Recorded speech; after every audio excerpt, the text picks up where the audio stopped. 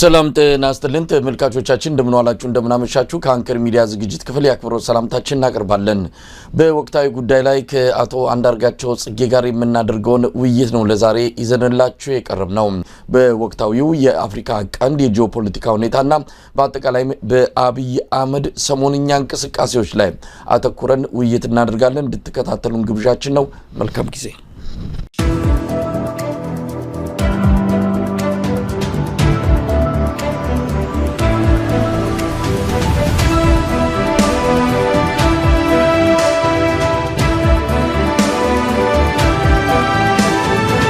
ጤና ይስጥልኝ አቶ አንዳርጋቸው።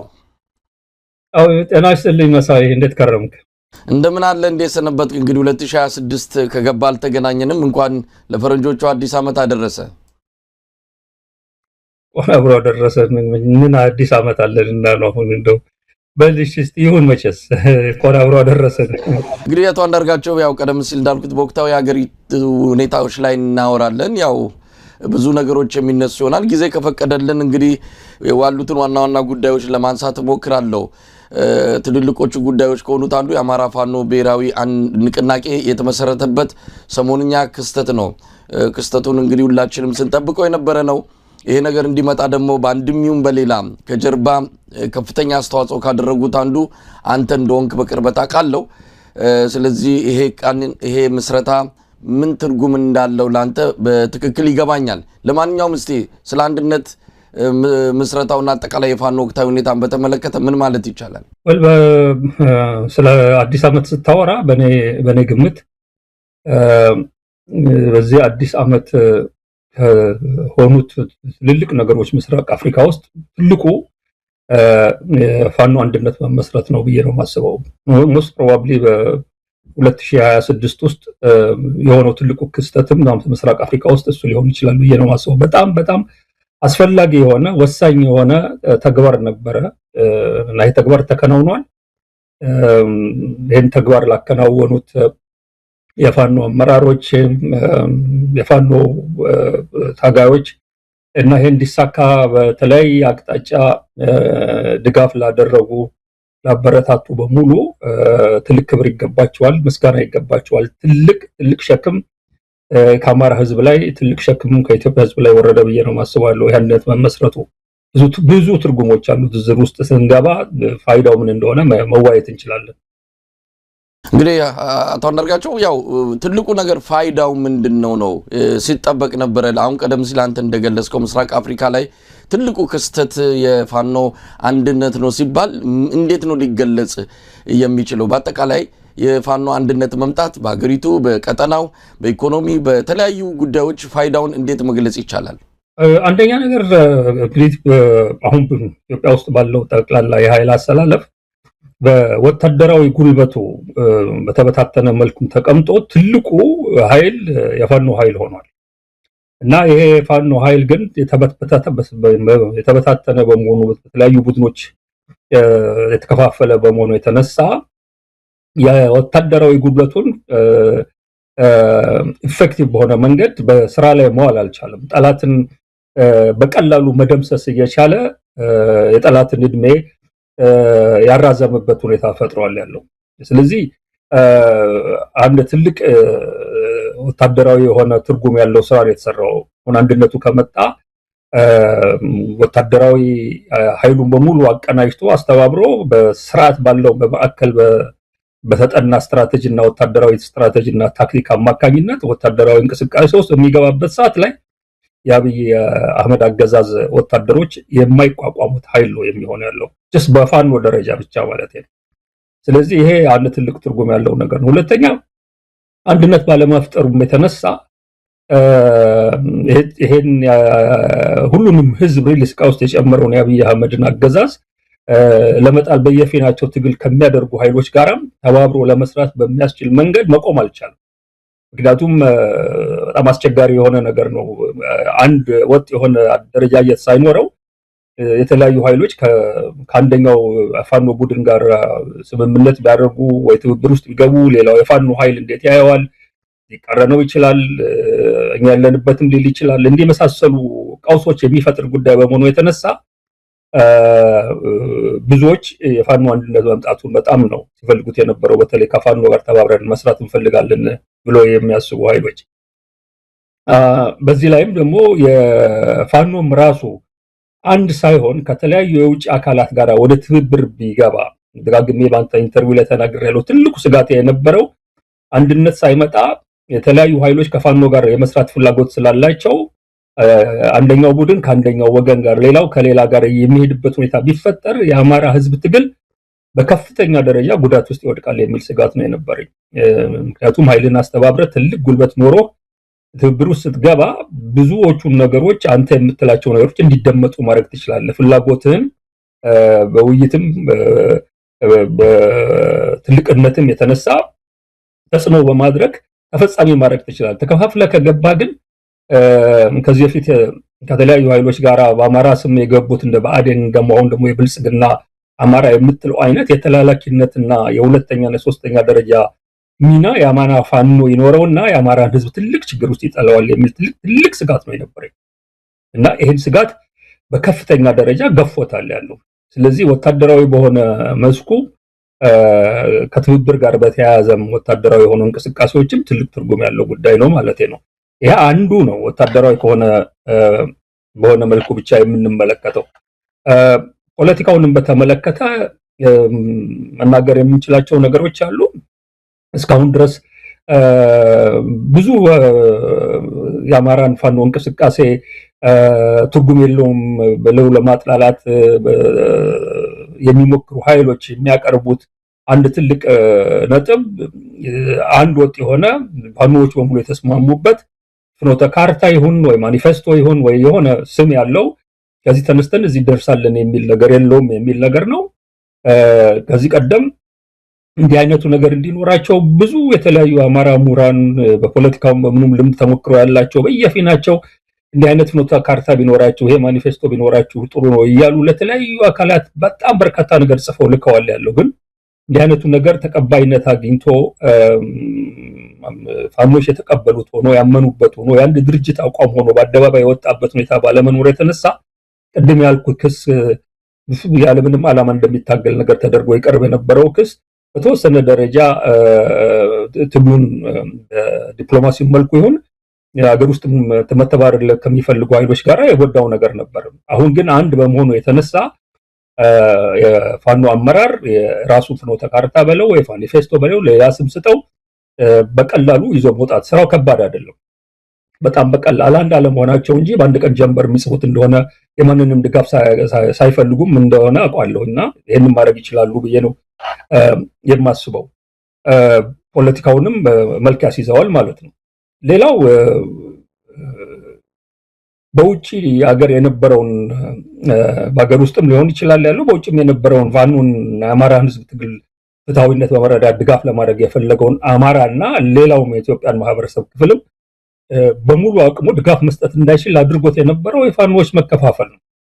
መጀመሪያ ገደማ በጣም ከፍተኛ ቁጥር ተነስቶ ድጋፍ ማድረግ ጀምሮ የነበረው ያውም በጣም አነስተኛ የሆነ ክፍል ነው። እሱ እንደውም በአጠቃላይ የአማራ ማህበረሰብ ግምት ውስጥ ካስገባ ትልቅ ድጋፍ ነው። ግን በዛም ቁጥር ሆኖ ማድረግ ጀምሮ የነበረው ያ ድጋፍ እንዲቀጭጭ እና እንዲጠፋ ያደረገው ፋኖች አንድ አይተው የተቀናበረ ትግላቸውን የሚያስተባብር የሚመራ አንድ ድርጅት የሌላቸው በመሆኑና ከዛም አልፎ በተለያዩ ፋኖ ቡድኖች ቲፎዞች አማካኝነት በውጭ ሀገር ሽኩቻዎች እየተነሱ ድጋፍ ብቻ መስጠት የሚፈልገውን እንዲህ አይነት ነገር ማየት የማይፈልገውን ሰፊውን የአማራ ህዝብ ትግል ፍትሃዊ መሆኑን የተቀበለውን የአማራ ማህበረሰብ ሌላውን ያራቀበት ሁኔታ ተፈጥሮ ነበረ። ይህንን ሁኔታ ደግሞ አሁን ይቀይረዋል። ይሄ በጣም ስፋት ያለው ከፍተኛ ድጋፍ ከአማራ ዲያስፖራም ይሁን የትግሉ ፍትሃዊነት ከሚረዱ ሌሎች ኢትዮጵያውያንም በጣም በርካታ እንደሆኑ ስለማቅ ከነሱም ማግኘት የሚችልበት ሁኔታ ይፈጥራል ብዬ ነው የማስበው። ከዛም አልፎ ከውጭ አካላትም የሚገኝ ድጋፍ ለማሰባሰብ እንደ አንድ ድርጅት መንቀሳቀሳቸው ትልቅ ትርጉም አለው። ምክንያቱም የተበታተነ ኃይል ሆነ አንድ የውጭ አካል መንግስት ሊሆን ይችላል ያለው ድርጅት ሊሆን ይችላል ቀርበህ ዓላማችን ይሄ ነው፣ ትግላችን በትግል የወጣንበት የተነሳንበት ይሄ ነው፣ መዳረሻችን ይሄ ነው እና ድጋፍ ልታደርጉን ይገባል ብለህ ጥያቄ ለማቅረብ ተበታትነህ ሊሆን አይችልም ያለው። አሁን ግን ስርዓት ባለው መንገድ በተወካዮቻቸው አማካኝነት የፈለጉትን ተቋም የፈለጉትን አገር መድረስ ይችላሉ። ይሄን በምታደርግበት ሰዓት ላይ ደግሞ ብዙ ጊዜ አንዳንዶቹ ነገሮች ብዙ ችግር አይኖራቸውም፣ በአደባባይም ልታደርጋቸው ትችላለህ። ግን በጣም በርካታ እንዲህ አይነት ግንኙነቶች በሚስጥር መያዝ ያለባቸው ናቸው እና አንድ ድርጅት ሳትሆን የተበታተነ ድርጅት ሆነ እንዲህ አይነቱን ነገር አደርጋለሁ ብትል ሚስጥር መጠበቅም አትችልም።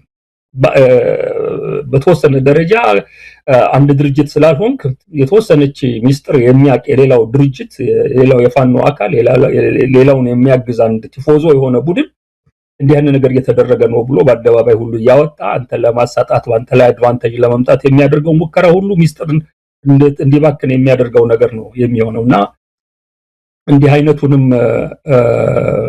ድጋፍ ማግኘት የሚቻልበት ሁኔታ አለ። ከዛም አልፎ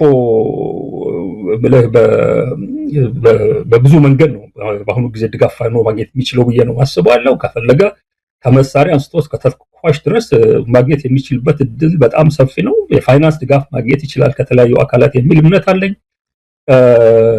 ከዛም አልፎ እድሜ ለአብይ አህመድ በዙሪያው ያሉትን ሀገሮች በሙሉ ስጋት የሆነ አገዛዝ ሆኖ መጥቷል። ይህ አገዛዝ እንዲወገድ የማይፈልግ ምንም ሀገር በቀጠናው እንደሌለ እርግጠኛ ነኝ። እነዚህ ሀገሮች ግማሾቹ በሚስጥር ግማሾቹ ያለምንም ሚስጥራዊነት ቅድም ያልኩን አይነት ድጋፍ ብቻ አይደለም የፋኖ መሪዎች ቢፈልጉ ከሀገር ሀገር ተንቀሳቅሰው በዲያስፖራውን አናግረው መመለስ የሚችሉበት የተለያዩ መጓጓዣ ሰነዶች ፓስፖርት ምናምን እስከ መስጠት ድረስ ሊሄዱ የሚችሉ እንዳሉ አውቃለሁኛለሁ በዙሪያው ባሉ ሀገሮች። ስለዚህ ይሄ አንድ የመሆን ጉዳይ ፋይዳው ቀላል አይደለም። በሁሉም መልኩ ፋኖን በጣም በከፍተኛ ደረጃ የሚያጠናክረው እና ፋኖ በምንልበት ሰዓት ላይ ደግሞ በአጠቃላይ የአማራ ህዝብ ነው። የአማራ ህዝብ አንደኛ በብዛትም ሁለተኛም ወታደራዊ የሆነ ባህሉም የተነሳበት ደግሞ ዓላማ ፍትሃዊ መሆኑን ሌሎችን በማጥላላት ወይ ሌሎችን ለማጥፋት ሳይሆን ህልውናው ለማስከበር በመነሳቱ የተነሳ በታሪኩም ቢሆን በጣም ፍትሃዊ የሆነ ሁሉም እኩልነትና ፍትህ መቆም የሚያስችል ኮምፕሌክስ የሌለው ማህበረሰብ በመሆኑ የተነሳ አካባቢውን በከፍተኛ ደረጃ ሊቀየር የሚያስችል ወታደራዊና ፖለቲካዊ ጉልበት ይዞ ይወጣል የሚል እምነት ነው ያለኝ።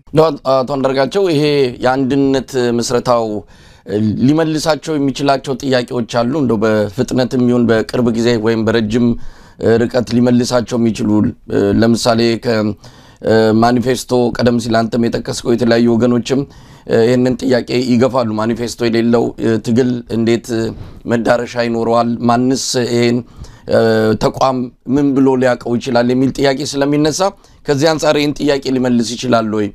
ከአብይ አህመድ አገዛዝ ጋር በተያያዘ ምናልባት ሰሞኑን ከፍተኛ የሆነ መደናገጥ ውስጥ ገብቷል። የአብይ አህመድ ጀነራሎች ስብሰባ እያደረጉን ያሉት ከፍተኛ ቁጥር ያለው ያገዛዙ ሰራዊትም እየከዳ ነው፣ ወደ ፋኖ እየተቀላቀለ ነው ያለው። ለማንኛውም ይሄ አንድነት ሊመልሳቸው የሚችላቸው ብለን የምንጠብቃቸው ጥያቄዎች አሉ። አሁን ያነሳሁልን ጥያቄዎች በሙሉ ይመልሳል። የፖለቲካ ማኒፌስቶም ይሁን ወይንም ደግሞ ፍኖተ ካርታ ይሁን እነዚህ የፈለገው ስም ይኑረው አሁን ፋኖ አንድ በመሆኑ የተነሳ የፋኖ ተብሎ ሊቀርብ የሚችል ነገር ይኖራል። ይሄ ደግሞ ስራ በጣም ቀላሉ ስራ ነው። ማኒፌስቶ በጣም የተዘረዘረ ነገር ውስጥ ገብቶ እንዳንድ የፖለቲካ ድርጅት ፕሮግራም በተለያዩ አርስቶች ኢኮኖሚ፣ የማህበራዊ፣ የትምህርት፣ የጤና ምናምን እያለ የዲፕሎማሲ እያለ የሚዘረዝረው ነገር የለውም። በጣም ጥቅል በሆነ መንገድ የትግሉ ከየት ተነስቶ ወዴት ሊሄድ እንደሚችል የተወሰኑ ነገሮችን የሚያስቀምጥበት ነገር ስለሆነ ስብሰባ ማድረግ ጉዳይ ካልሆነ በስተቀር ኦልሬዲ ተዘጋጅቶ ካለቁት ማኒፌስቶዎች መካከል ወይ ከበርካታዎቹ አዋጣው በአንድ ቀን ማታ አሁን የተሰበሰበው አቅምና ችሎታ ያለው የፋኖ አመራር ሊያወጣው የሚችል ጉዳይ ነው። ምንም ከባድና ሚስቲፋይድ የሚሆን እንደ ትልቁም ነገር የታየበት ዋናው ነገር ይሄን ነገር ማውጣት የሚችል ቦዲ አለመኖሩ ነው። ኃላፊነት ወስዶ የሁሉም የፋኖዎች ማኒፌስቶ ይሄውና ብሎ መናገር የሚያስችል ስልጣን ያለው ኃይል አለመኖሩ ነው ችግር እስካሁን የፈጠረው። አሁን ግን ይሄ ኃይል ስላለ ይሄ አንድ ጀንበር ስራ ነው፣ አንድ ማታ ስራ ነው። ይሄን መስራት ይችላል። ሁለተኛ ከትብብር ጋር ተያይዞ በተለያየ ጊዜ ሲነሳ የትብብር ጥያቄ አለ ኢትዮጵያ ውስጥ እና እነዚህን ኃይሎች በስነ ስርዓቱ በደረጃቸው መመደብ ይጠይቀዋል። ፋኖ ከነማን ጋር ነው ሪሊ የምር ትብብር ማድረግ የሚቻለው? ከነማን ጋር ነው? ራሳቸውም ታክቲካሊ ለመተባበር የሚፈልጉ ኃይሎች ሊኖሩ ይችላሉ፣ ስትራቴጂክ የሆነ ነገራቸውን ሳይቀይሩ። እነሱስ እነማን ናቸው? ከነሱ ጋር በምን ደረጃ ነው መተባበር የምንችለው? እነዚህ የመሳሰሉትን ትንታኔዎች አስቀምጦ ተጨባጭ መረጃዎች፣ በርካታ መረጃዎች አሉት። ከተለያዩ አካላት ጋር የሚገባበትን የትብብር ሌቨል የቀመረ ውሳኔ ወስኖ ከነዚህ ኃይላት ጋር መነጋገር ሊጀምር በቀላሉ የሚችልበት እድል አለው ብዬ ነው የማምነው። በዲፕሎማሲ መልኩም አሁን ፋኖ በሚኖረው የማኒፌስቶ ላይ ቀጠናውን በተመለከተ ዓለምን በተመለከተ በሚያስቀምጠው ጀነራል የሆነ ስቴትመንት ላይ መሰረት የተደረገ በውጭ ሀገሮች የሚሰሩ የዲፕሎማሲ ስራዎችን እንዲሰሩ ማድረግ ይችላል። ከዛ ውጪ ደግሞ ቅድም እንዳልኩት አሁን መሬት ላይ ያለው ኃይል መስዋዕትነት በመክፈል አመራር በመስጠት የተቀዳጀው የሞራል የበላይነት አለ እና ይህንን የሞራል የበላይነቱን ተጠቅሞ በውጭ ሀገር ያለው አማራ ዲያስፖራ የሚሆን ይህንን አማራ ፍትሃዊ ትግል ደግፋሉ የሚለው ማህበረሰብ በምን መንገድ ድጋፍ ለማድረግ መሰባሰብ መደራጀት እንዳለበት፣ ድጋፉን በምን መንገድ ማስተባበር እንዳለበት መመሪያ ሊሰጥ ይችላል ያለው። ምክንያቱም ዲያስፖራው እርስ በርሱ ተነጋግሮ አንድ ወጥ የሆነ ነገር ይዞ መምጣት የሚችል ባለመሆኑ የተነሳ አንዱ እኔ በበኩል ስጠብቀው የነበረው በዲያስፖራ የሚታየውን ቅጥ ያጣ የተበጣጠሰ በፋኖ ስም የሚደረግ እንቅስቃሴና ድጋፍ ወደ አንድ ለማምጣት የሞራል የበላይነቱ ያለው አንድ የፋኖ አመራር ቢኖር የሚል ምኞት ነበረኝ። ይሄ ምኞት ተሳክቷል። አሁን የፋኖ አመራር በውጭ ሀገር ያለውን ድጋፍ እንቅስቃሴ መልክ ሊያስይዘው ይችላል።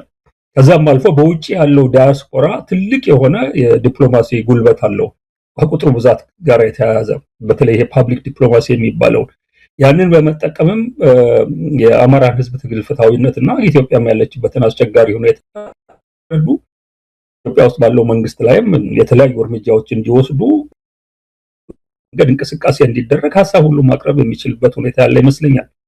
ሌላው ከህዝብ ግንኙነት ስራ ጋር በተያያዘ የተከፋፈለና የተበጣጠሰ የፋኖ አደረጃጀት በመኖሩ ተፈጥሮ የነበረውን ነገር አሁን ያስይዙታል ብዬ ነው የማስበው። አሁን የህዝብ ግንኙነት ጉዳይ ኃላፊ ያላቸው ማንኛውም ፋኖን በተመለከተ ኦፊሲያላዊ ነው የሚባል መግለጫ አስተያየት ሊሰጥ የሚችለው በዚህ በህዝብ ግንኙነት ክፍል ኃላፊው በመደበው ሰው ወይ በራሱ በኃላፊው ነው የሚሆነው። ሁለተኛ በተለያየ ቦታዎች ላይ የተለያዩ የፋኖ አካላት እየተነሱ እርስ በርሳቸው የሚቃረኑ ፖለቲካሊ ኢንኮሬክት የሆኑ ወቅታቸውን ያልጠበቁ ከጥቅማቸው ጉዳታቸው የሚበዛ መግለጫዎች የሚሰጡበት ነገር ሁሉ የሚያበቃ ይመስለኛል። ስርዓትና ዲሲፕሊን ባለው ወታደራዊ ተቋም ውስጥም እያንዳንዱ ታጋይ የራሱን ሞባይል ይዞ በየጊዜው ፊልም እየቀዳ የፈለገውን ነገር ፌስቡክ እና ቲክቶክ ላይ የሚለጥፍበት ከወታደራዊ ዲሲፕሊን ውጭ የሆነ ነገርም አሁን አንድ ወጥ የሆነ የወታደራዊ ዲሲፕሊን መመሪያ በሚወጣበት ሰዓት ላይ ይቆማል እና ሰራዊቱም በከፍተኛ ደረጃ ሬጂመንትድ የሆነ ዲሲፕሊን የሆነ አንድ አይነት የፖለቲካ እይታ ያለው የመዋጋት አቅሙም በዚህ የተነሳ በሁለት ሶስት እጥፍ ሊባዛ የሚችል ሰራዊት ሆኖ ይወጣል የሚል እምነት ነው ያለኝ። እንግዲህ አቶ አንዳርጋቸው ከዚሁ ከፋኖ አንድነት መስረታ ጋር በተያያዘ ምናልባት ከሚገጥሙ ፈተናዎች ከሚመጡ ፈተናዎች ውስጣዊ አንድነታቸውን አጠናክረው ነው እንግዲህ መጨረሻዎቹ የቆረጡ የወሰኑ እስከ መጨረሻው ትግሉን ከዳር ለማድረስ መስዋዕትነት ከፍለው ቁርጠኛ ውሳኔ ላይ ደረሱ ሰዎች ናቸው። እንግዲህ ይህንን ድርጅት እውነት ያደረጉት ወይም መስረታውን ይፋ ያደረጉት ሰሞኑንም የአብይ አህመድ አገዛዝ ከማላቸው የወጡት ላይ ከፍተኛ ፕሮፓጋንዳ እየሰራ ይገኛል። ለሁለተኛ ጊዜ ተከታታይ የሆነ ሰነድ ወይም ደግሞ ስምምነት ሲፈራረሙ አይተናል። ዛሬ ደግሞ በሙሉ እነዚህ ወደው ገቦች የአዲስ አበባን ኮሪደር ልማት እንዲጎበኙና ምስክርነታቸውን እንዲሰጡ ተደርገዋል። አሁን የፋኖ አንድነት ተጠናቋል። ከዚህ በኋላ ውስጣዊ እንትኖች የሉም ብለን እንደው በልበ ሙሉነት መነጋገር እንችላለን ወይ? ምናልባት ጥንቃቄ የሚያስፈልገውም ከሆነ ከዚህ አንድነት በኋላ ወደ ኋላ የሚመልሰው የሚጎትተው ነገር ይኖራል ተብሎ የሚያሰጋ ነገር ይኖራል? የዚህ አንድነቱ ትልቁን ይሄ የመክዳት በየጊዜው የመንጠባጠቡን ነገር በከፍተኛ ደረጃ የሚገድበው ነገር ነው የሚሆነው ያለው። ያለ መሆኑ ራሱን የቻለ በየጊዜው የሚንጠባጠበው ሰው እንዲበዛ ሊያደርገው ይችላል። ዋናው ትልቁ ነገር ግን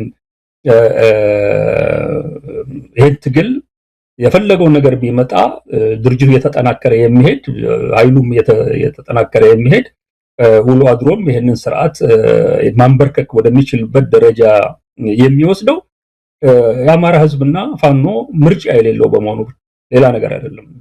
የመኖርና ያለመኖር ጥያቄ ውስጥ የገባ ህዝብ ነው። ይህ ህዝብ አይቶታል ያለው ለረጅም ዘመን ከ30 ከ40 ዓመት በላይ ያለፈ ከዛ ደግሞ ባለፉት 7 ዓመታት ውስጥ እንደ ህዝብ እንዳይኖር ተፈርዶበት ከፍተኛ የሆነ እልቂት ጭፍጨፋ የተፈጸመበት ነው። ይሄንን አይነቱን ነገር ማስቆም የሚችለው እንዲህ አይነቱን መገለል፣ መገፋት፣ መታረድ ማስቆም የሚችለው በኢትዮጵያ ፖለቲካ ውስጥ ተገቢውን የሆነ ቦታ ይዞ ከሌሎች ጋር በእኩልነት የሚኖርበትን ሁኔታ ሲፈጥር ነው። ይሄንን ለማድረግ ማንም ሊያደርግለት እንደማይችል የተረዳ ህዝብ ነው። ይሄንን ህልውና የማስከብረው በክንዴ ነው ብሏል። መጻኢ ዕድሉን የሚወስነው በክንዴ ነው ብሏል። ኢትዮጵያ ውስጥ ያለ የከፋ ሁኔታ አብይ የሚቀይረው አይደለም፣ እያባባሰው ነው የሚሄደው።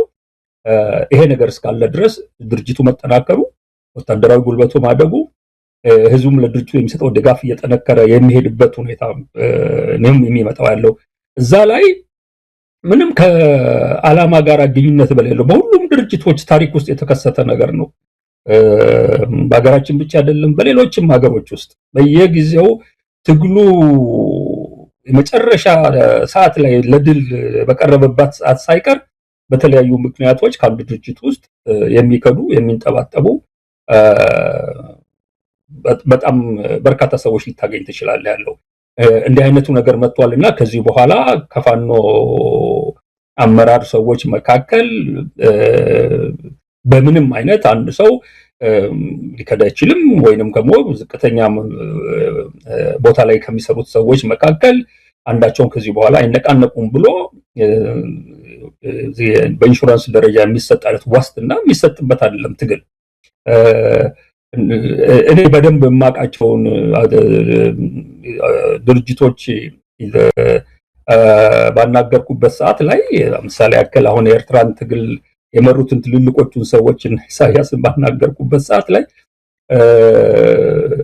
በአንድ ትግል ውስጥ 30 እና 40% በመጨረሻው ሰዓት ላይ ድረስ የሚከዱበት ሁኔታ አለ ከአንዳንድ ድርጅት ውስጥ እና በእነሱ ድርጅት ውስጥ በጣም ረፍዶ እንኳን በዛ ደረጃ ሰዎች ስራ ተሰጥቷቸው የሚጠፉበት ከሀገር ኮብለው የሚሄዱበት ሁኔታ ይኖር እንደነበረና ይሄንን አይነቱ ችግር ያን ጊዜ ግንቦት 7 በነበርንበት ሰዓት ላይ ነው። እናንተ 100 ሰው መጥቶ 50 ሰው ቢከዳችሁ አትገረሙ፣ ትግሉ ባህሪው እንደዚህ ነው ብሎ የነገረኝን አስታውሳለሁና ሌሎችም ጋር እንደዚሁ ነው።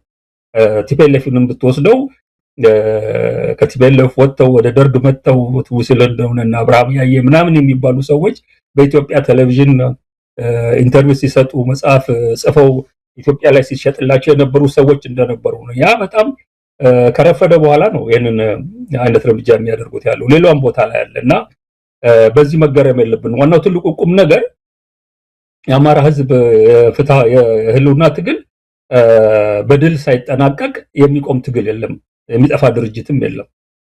ይሄ ነው ማስተማመኛው ዋናው ትልቁ ነገር። እንግዲህ አቶ አንዳርጋቸው ወደ አብይ አህመድ እንምጣ። አብይ አህመድ በብዙ ነገሮች እየተነሳ ነው። ሰሞኑን እሱም አብዝቶ የተለያዩ መድረኮች ላይ የዩኒቨርሲቲ 75ኛ ዓመት ላይ የፋይናንስ ምርታ በተሰኘ አንድ መድረክ ላይ በብዙ ቦታዎች ላይ መቼም ከብሔራዊ ቴሌቪዥኖች መስኮት ላይ አልጠፋም፣ በየቀኑ አለ፣ በየሰዓቱ ይታያል። አንዳንድ የሚቆጣጠራቸው ቴሌቪዥን ጣቢያዎች ስክሪን ሴቨር እስከሚመስል ድረስ በየሰዓቱ ነው የሚታየው። ለማንኛውም ሰሞኑን በብዙ ጉዳዮች እየተነሳ ነው። እንደው ስለ አብይ ምን ማለት ይቻላል? ኢኮኖሚው አለ፣ ፖለቲካው አለ፣ ዲፕሎማሲው አለ፣ ብዙ ነገሮች ይነሳሉ ከዚህ ሰው ጋር ተያይዞና እንደው ስለ አብይ ትንሽ እናውራ። ወድ መሳይ መቼም በጣም የሚገርም ነገር ነው። አይደል ነው እንግዲህ አንተ እዛ አሜሪካን ሀገር ስለምትኖር ታያቸዋለህ ብዬ ነው የማስበው። አሜሪካን ሀገር ያለው ፖለቲካ ያው በተወሰነ ደረጃ የአሜሪካን ፕሬዝዳንትና አብይ የሚመሳሰሉበት ነገር እንዳለ ነው እያየሁ ያለሁት። ግን እዛ ሀገር ያሉ ቴሌቪዥን ጣቢያዎች በተለይ እነዚህ እንግዲህ እዛ ነጻነት ስላለ በቀልድ ደረጃ ፕሮግራም የሚያቀርቡ ኮሜዲየንስ አሉ። በተለይ ደግሞ የዴይሊ ሾው የምትሉት ላይ እና እነሱን ትመለከት ከሆነ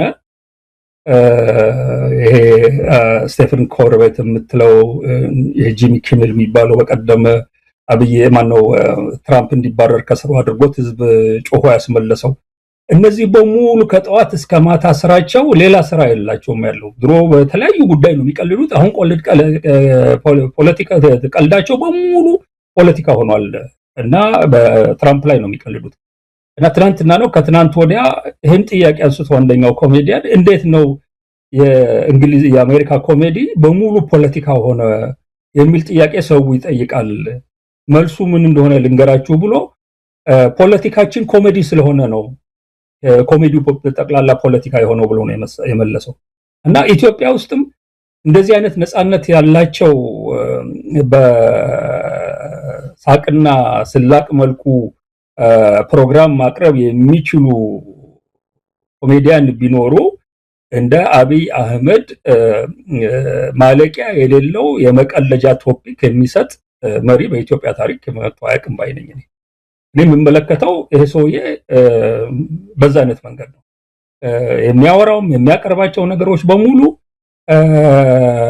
ኦፍ ኮርስ ምልህ ስታቀርባቸው ስትቀልድባቸው የሚያስቁ ይሆናሉ። ነገር ግን በህዝብና በአገር ላይ የሚያደርሰውን ጉዳት ስትመለከት ደግሞ ትራጂክ የሆነ ነገር ነው። በጣም ትልቅ አሳዛኝ የሆነ ነገር ነው እና እየሳቅ የምታዝንበትን ሁኔታ ነው የምትመለከተው።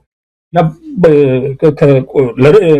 ቀደም ብሎ እንደዚህ ባልመሰለን ሰዓት ላይ አንተም ምንም ቁም ነገር ያለው ሰው መስሎን የደገፍንበት አለ። ከተወሰነ ጊዜ በኋላ ግን እውነት ለመናገር ሰውዬ ከምሩ ነው ወይ አንዳንዶቹን ነገሮች የሚናገራቸው የሚል ነገር ነው እንድናስብ እያደረግን ያለው። እና ሰሞኑን የቆዩትን ትተህ እንደው ሰሞኑን የዚህ ምንድነው የሚል የፋይናንስ ምርታ በሚል አርዕስት አንድ አዳራሽ ውስጥ ሰዎች ሰብስቦ የተናገረውን ነገር በሙሉ እያንዳንዱን የመረመርክ ብትመለከተው ምን የትኛው ፕላኔት ውስጥ ነው የሚኖረው? የሰውዬ ኢትዮጵያ የሚባል ሀገር ውስጥ ነው ወይ ተቀምጦ እንደዚህ አይነት ነገር የሚያወራው? ደግሞ የሚያወራቸው ነገሮች በሚገባ እንደዚህ እንዳልኩት የሚተነትናቸው ሚዲያ ላይ መጥቶ የሚተነትናቸው ሰዎች ስለሌሉ ዝም ብለው ነው የሚያልፉት ያለውና እንደው ጥቂቶቹን እንኳን እንደው አንስተህ ለመነጋገር ብትፈልግ አንዱን ላንሳለህ። አሁን ለምሳሌ ማዳበሪያን በተመለከተ የተናገረውን ነገር ዝም እየሳዳምጠው ነበረ።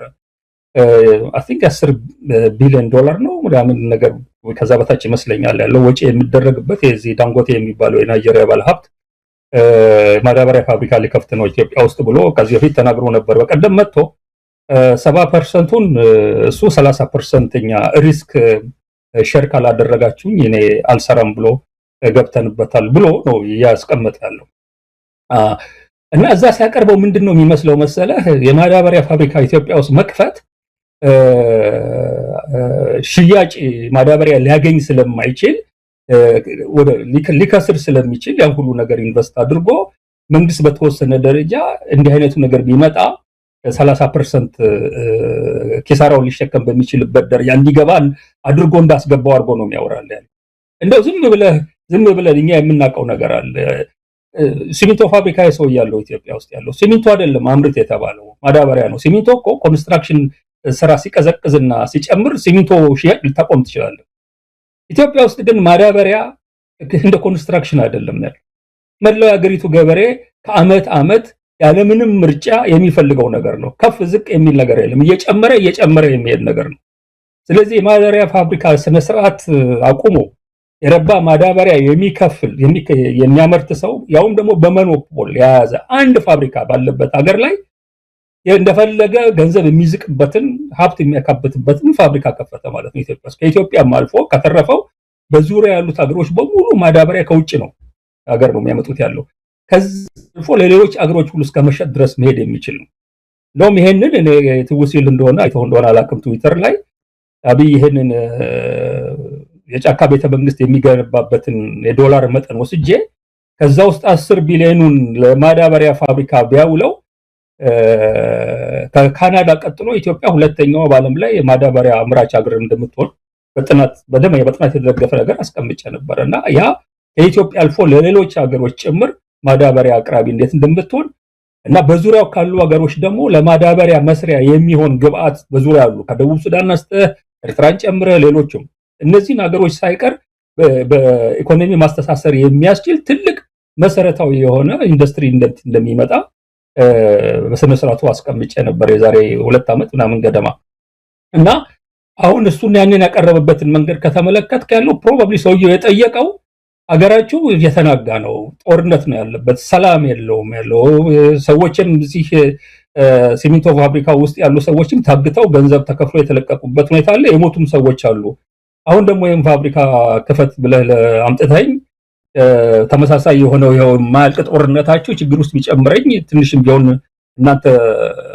ሪስክ ወሰዱ ብሎ ያቀረበለትን ልክ የገበያ ሪስክ እንደወሰደ አድርጎ ነው የሚያቀርብለት ያለው ሊሆን የማይችል መሆኑን በዚህ ደረጃ የሚመለከተው ስለሌለ እንደፈለገው ነው የሚናገረው ጠያቂ ቢኖር ኖሮ ሪስኩ በምን መልኩ ነው ብሎ ይጠይቀው ነበር የሰላም ሪስክ ነው ያለው ወይስ ይሄ ነገር አዋጭ አይደለም ብሎ ነው ሪስክ ወሰዱ ኢትዮጵያ መንግስት ያለው የሚል ነገር ያቀርብለት ይችላል ነበር ይሄን ያዳመጥኩት ነው ነገር ያለው ሌላው ኦፍ ኮርስ ከፋይናንስ ጋር የተያያዘ ነው ፕሮግራሙና አንድ በጣም ያስገረመኝ ነገር የኢትዮጵያን ወጣቶች እንግዲህ በተመልከተ በገፍ ተስፋ ቆርጦ ስደት የሚሄደውን ተመልከተ ከዛ አልፎ ሀገር ውስጥ ከተለያየ ቦታ ያፈሰ ሰራዊት ያደረገ በተለያዩ ቦታዎች እየወሰደ የሚያስጨፈጭፋቸውና እንዲፈጁ የሚያደርጋቸው እንደገና ደግሞ ተገደው ለነጻነታቸውና ለመብታቸው ትግል ውስጥ እንዲገቡ አድርጎ በድሮን የሚጨፈጭፋቸውን ወጣቶች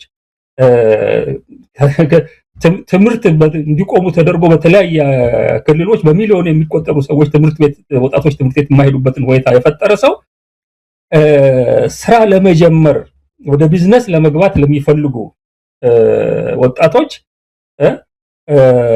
እስከዛሬ ድረስ ያለምንም ገንዘብ መያዣ ብድር የሚሰጣቸው ስላልነበረ አሁን በቅርቡ በኤአይ የተደገፈ እነሱ ፕሮጀክት ያቀርባሉ ኦንላይን ነው አለ ይሄ የሚሆነው ያለው በኢንተርኔት ማለት ነው ኦንላይን ያቀርባሉ ፕሮጀክታቸውን ኤአይ ይገመግምና ኤአይ ከገመገመ በኋላ ፕሮጀክታቸው አዋጭ ሆኖ ሲመለከት ያለምንም ኮላተራል ብድር አግኝተው ወደ ስራ መግባት የሚችሉበትንና በመቶ ሺዎች ለሚቆጠሩ ስታርትአፕ ብድር መስጠትና ስራ ማስገባት የሚያስችል አዲስ የኢኮኖሚ ዘመን ላመጣላችሁ ነው ብሎ ነው የሚናገረው ያለው እና ይሄንን ቁጭ ብለው ደብራኑ የሚያዳምጡበት አገር ነው አሜን ቀደም ብሎ አሁን ለምሳሌ ይሄን ጉዳይ በተመለከተ ቀደም ብሎ የተነሱ ጉዳዮች ናቸው የተነሳ ጉዳይ ነው ይሄ ሌላው ቢቀር አንድ ባንክ መንግስት ኃላፊነት ወስዶ አንድ ባንክ ያለምንም ኮላተራል በጣም ድንቅ የሆነ አዋጭ የሆነ ሐሳብ ላላቸው ሰዎች ብድር ሰጥቶ ሰዎች ስራ የሚጀምሩበት ሁኔታ ይጀመር የሚል ሐሳብ መቅረብ ከጀመረ ቆይቷል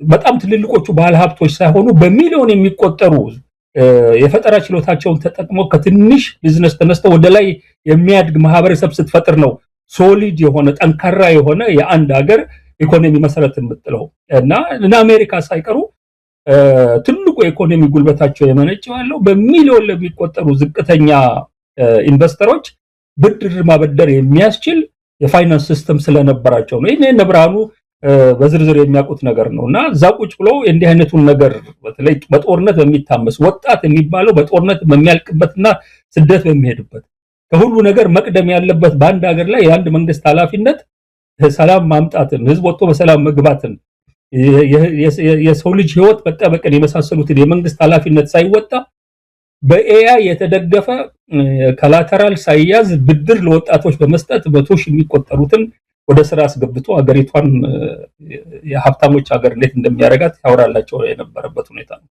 እኔ ምንም ማለሙ እኮ ምንም ችግር የለውም ያለው እኔ ሀገሪቷን ሰላም አድርጎ ሁሉንም ነገር መልክ ካስያዘ በኋላ እንዲህ አይነቶቹ ቅዠቶች ውስጥ ቢገባ ቅዠትም ላይሆኑ ይችላሉ ያለው እንደምንም አድርጎ በተረፈው ብር ምናምን ነገር ሊሞክራቸውም እንደውም ልታበረታታውም ትችላለህ ያለው ነገር ግን አሁን ኢትዮጵያ ባለችበት ሁኔታ የሚያወራው ነገር በቃ ደግሞ ወደ ፋይናንስ የኮሪደር ልማት ሊያመጣ ነው አይነት ነገር ነው የተሰማኛል። የኮሪደር ልማት ብሎ የሚያቀርበው ነገር እነጌታቸው ህፃናት የነበሩ ጊዜ ሲያጣጥሉት የነበረው ነገር ያለው ነገር አሁን ያጸናትን ማለት ነው የምናጣጥለው ትልቅ የኢኮኖሚ ለውጥ እንደሚያመጣ አድርጎ እንደሚያቀርበው ማለት ነው። መሰረታዊ የሆነ የሀገሪቷን የኢኮኖሚ ችግሮች ሊያቃልል የሚችል ነው ወይ ኮሪደር ልማት የሚባለው ነገር? በመቶ ሺዎች በሚሊዮን የሚቆጠር ስራ ያስይዛል ወይ ብለን የጠየቅነው እኛ። የሀገሪቷን ኢኮኖሚ መሰረታዊ ከሆነ ከታችኛው ሌቭል ወደ ላይ ከፍ በሚያደርግ ደረጃ እየተገነባ የሚመጣ ዘላቂነት ያለው ኢንዱስትሪዎችን አግሮ ኢንዱስትሪዎችን ወይ ወደ ሜካናይዝድ ፋርሚንግ የሄደ ራስን በምግብ እንድትችል ራስን በኮንስትራክሽን ማቴሪያሎች እንድትችል ምናምን በሚያደርግ መልኩ የሚሰራ ነገር አለው ወይ ይሄ ኮሪደር ልማት ብለን የጠየቅነው? አብለጨለጭከው ድሃውን ህዝብ ከአዲስ አበባ ከተማ ወጣ። ዛሬ ፒያሳ ላይ ብትሄድ ለማኝ የለም አሉ። የሚገርመው ምን መሰለህ? ለማኙ ከሀገር ውጭ ስለተጣለ በመኪና የሚያልፈው ሰው በመብራት ላይ ቆሞ የሚለምነው ሰው የሌለበት ሁኔታ ተፈጥሯል ይላል። ይህንን አይነቱ ሁኔታ መፍጠር መሰረታዊ የሆነ የሀገር ለውጥ ብሎ የሚያቀርበው ያለው አሁንም እችን የፋይናንስ ብድር አሰጣጥ ብሎ በኤአይ ተደግፎ የሚሰጥ ተመሳሳይ የሆነ የፋይናንስ የኮሪደር ልማት አይነት ነው። ተረት ነው የሚያወራ ያለው መሰረታዊ ለውጥ የማያመጣ እና ይሄንን የሚጠይቀው ሰው የለም። ሌሎችም ነጥቦች አሉ አንተ እዛ ካያቸው አሁን ለምሳሌ ያክል እዛ ንግግር ላይ ስለ አንደኛ ዓለም ጦርነት ስለ ሁለተኛ ዓለም ጦርነት ያወራውን ነገር ተመልከት እና አሁን ሶስተኛ ዓለም ጦርነት ሊነሳ ነው ምናምን ነገር የሚል ነገር ጥያቄ ነገር ቀርቦላት የዓለም ጦርነት የሚባለው ነገር እኔ አይገባኝም። እርስ በርሳቸው እየተጋጩ እዛ አውሮፓ አሜሪካ ውስጥ የዓለም ጦርነት ይላሉ። ጅቡቲና ኢትዮጵያ ሌሎች እዚያ አጠገባችን ያሉት ሀገሮች መቼ ተጋጭተው ነው ዓለም ጦርነት ውስጥ እኛ አይገባ ነው? እና ቢጋጩም አሁንም ሶስተኛ ቢሆን የራሳቸው ነው። እኛን አይበርደንም አይሞቀንም አይነት እንደውም እነሱ ሲጋጩ ይሄንን አጋጣሚ ተጠቅመን ለራሳችን ምን መልካም ነገር እናወጣበታለን የሚል ስትራቴጂ መቀየስ ነው ብሎ ነው የተናገረውና ዓለም በትልቁም በትንሹም ከባቢ ትናጣለች። ሰሞኑን እንደምትሰሙት ሁሉ ጋር መናጣለ እና አንድ የጨነቀው ወዳጄ ጂኦፖለቲክሱ ያስፈራል፣ ዓለም እየተናጠች ነው፣ እንደው ይሄ መናጥ ምን ያመጣብን ይሆናል ብሎ በስጋት ጠየቀኝ። እናንተም አስቡበት። የዓለምን መናጥ እኛ አንፈልግም፣ የዓለምን መታወክ እኛ አንፈልግም። ዓለም ሰላም በነበረችበት ሰዓት ግን ምን አደረገችልን ነው መልሱ። ምን አደረገችልን? ሳጥናት ስትቀር ጥቅም አግኝተን በመናጧ እንደምንጎዳ ከነሱ በላይ መጨነቅ የለብንም። ከእያንዳንዱ ግጭት ኦፖርቹኒቲ ፈልቀን ማውጣት ነው የሚጠበቅብን እንጂ የመጣን ነገር በመፍራት አይሆንም። ሰላም ሲሆኑም ለነሱ ነው ትርፉ፣ ሲጋጩም ጉዳት ለነሱ ነው። ሽማግሌ ከፈለጉ እናስታርቃለን። እኛ ግን መሰራታችን ናሽናል ኢንትረስት ነው።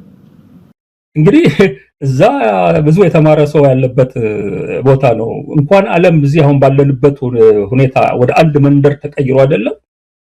የአንደኛው ዓለም ጦርነት እኮ ልጅ ኢያሱን እኮ እስከ ስልጣን እንዲባረሩ ያደረገ አፄ ኃይለ ሥላሴ ወደ ስልጣን እንዲመጡ ሁኔታ ያመቻቸ እኮ ክስተት ኢትዮጵያ ላይ እኮ ያመጣ እኮ ነው። በዛን ጊዜ ፈረንሳዮች፣ እንግሊዞች፣ አሜሪካኖች በአንድ ላይ ቆመው በነበረበት ሰዓት ላይ ከኛ ጋር ናችሁ ወይስ ከጀርመን እና ከኦቶማን ኢምፓየር ጋር ናችሁ የሚል ጥያቄ በሚቀርብበት ሰዓት ላይ ልጅ ኢያሱ እኮ ወደ ጀርመኖችና ወደ ኦቶማን በማድላታቸው የተነሳ ነው ጋንጋፕ ተደርጎ እነዚህ በተለይ የእንግሊዝ መንግስት ዋንኛው ነው። ሌሎቹም የአውሮፓ መንግስታት ተደራርበው ልጅ ኢያሱን በተለያዩ ነገር ወንጅለው እዛ ውስጥ ያለውን ሴራ ጠንስሰው ከስልጣን እንዲባረሩ ያደረጉበት ሁኔታ ይፈጠራል። ሁለተኛ ዓለም ጦርነት የሚባለው ጭራሽኑ ኢትዮጵያ ከፍተኛ ደረጃ ጉዳት የደረሰባት ሁኔታ የፈጠረ ነው። ጣሊያን ኢትዮጵያን ደፍራ ለመውረር የቻለችው የሊግ ኦፍ ኔሽን ባለበት ኢትዮጵያ የሊግ ኦፍ ኔሽን አባል ሆና ሌሎቹ በወረር ከኔ ጋር ይቆማሉ ብላ ተማምና በምትኖርበት ሰዓት ላይ ጣሊያንን አፒዝ ለማድረግ ለማባበል ከጀርመኖች ጋር እንዳትቆም ለማድረግ ኢትዮጵያን ስትወር እንግሊዞች፣ አሜሪካኖች፣ ሌሎች አውሮፓውያን ዝም ብለው የተመለከቱበት ሁኔታ ነው የተፈጠረው።